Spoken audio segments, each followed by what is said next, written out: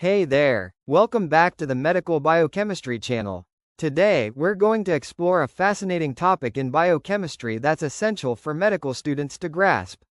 We're talking about adenosine deaminase deficiency, a genetic disorder that can lead to a severe condition called severe combined immunodeficiency. So, let's dive in and break it down. Adenosine deaminase, or ADA, is an enzyme that plays a crucial role in purine metabolism. It converts adenosine and deoxyadenosine into inosine and deoxyinosine, respectively. This process is vital for maintaining the balance of nucleotides in our cells. Adenosine deaminase, ADA, is expressed in the cytosol of all cells, but, in humans, lymphocytes have the highest activity of this enzyme. Adenosine deaminase deficiency is an autosomal recessive disorder. In this deficiency, adenosine cannot be converted to inosine. Deoxyadenosine cannot be converted to deoxyinosine.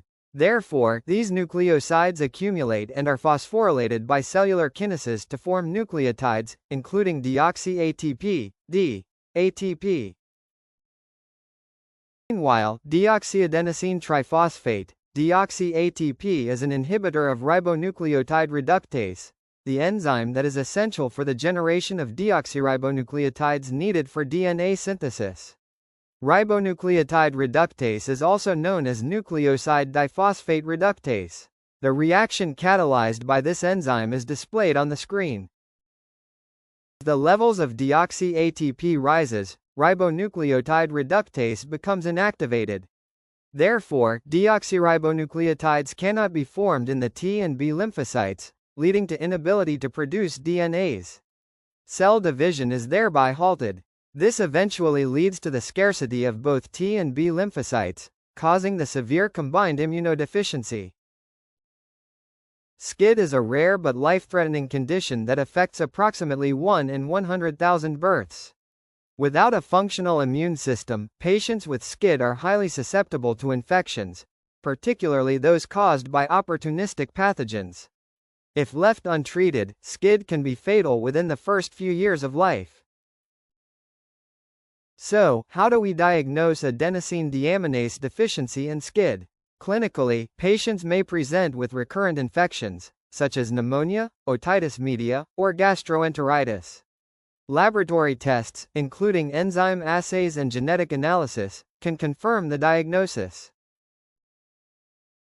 Fortunately, there are effective treatments available for ADA deficiency and SCID. Enzyme replacement therapy, hematopoietic stem cell transplantation, and gene therapy are some of the options. Early diagnosis and treatment can significantly improve the prognosis and quality of life for patients with these conditions. High-yield points for medical students. 1. Adenosine deaminase is an enzyme that plays a crucial role in purine metabolism.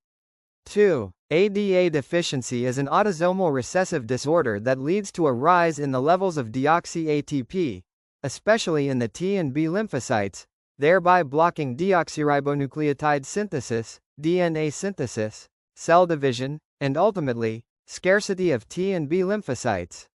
This leads to severe combined immunodeficiency, SCID. 3. SCID is a life-threatening condition that affects approximately 1 in 100,000 births. 4. Clinical manifestations of SCID include recurrent infections, particularly those caused by opportunistic pathogens.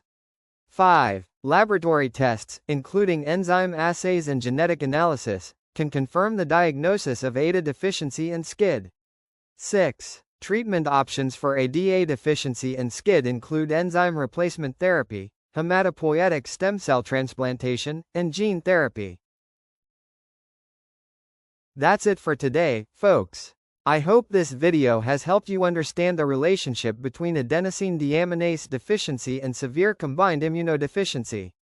For medical students, it's essential to grasp these concepts, as they'll be critical in diagnosing and managing patients with these conditions. Thanks for watching, and don't forget to like and subscribe for more biochemistry and medical content.